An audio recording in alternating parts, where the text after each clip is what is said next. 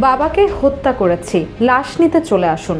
বাবাকে হত্যার পর জাতীয় জরুরি সেবা নম্বর 999-এ ফোন করে একথাই বলেছেন জান্নাত জাহান শিফা নামের এক তরুণী। বৃহস্পতিবার ভোরে সাভার পৌর এলাকার মসজিদপুর কাঁঠালবাগানে এই ঘটনা ঘটে। জানা গেছে নিহতের নাম আব্দুস সাত্তার। তিনি নাটোর জেলার সিংড়া থানার ভগা গ্রামের বাসিন্দা। স্ত্রীর মৃত্যুর পর মেয়েকে নিয়ে মসজিদপুর কাঁঠালবাগান এলাকায় একটি বাড়ির ৫ম তলায় বাসা ভাড়া থাকতেন আব্দুস সাত্তার। গত ৫ মাস আগে এই বাসা ভাড়া নেন জান্নাত।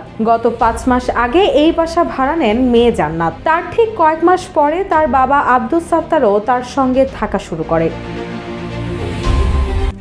RICL TMX, যুগের পর যুগ স্থাপনা থাকে মজবুত। তবে 2022 সালে জান্নাত তার বাবার বিরুদ্ধে ধর্ষণের মামলা করেছিল। সেই মামলায় আব্দুস সাত্তার দীর্ঘদিন জেলে ছিলেন, কিন্তু জেল থেকে ছাড়া পেয়ে তিনি আবার মেয়ের সঙ্গে থাকা শুরু করেন। পূর্বের ক্ষোভের জেরে ভোরে মেয়ে ঘুমন্ত বাবাকে ছুরিকাঘাতে হত্যা করে।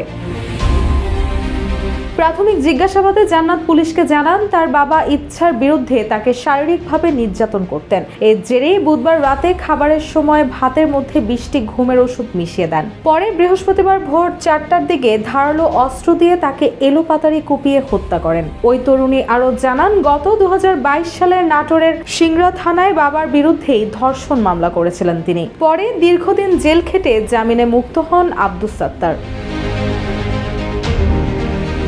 রুশাসু, জয় জয় দিন।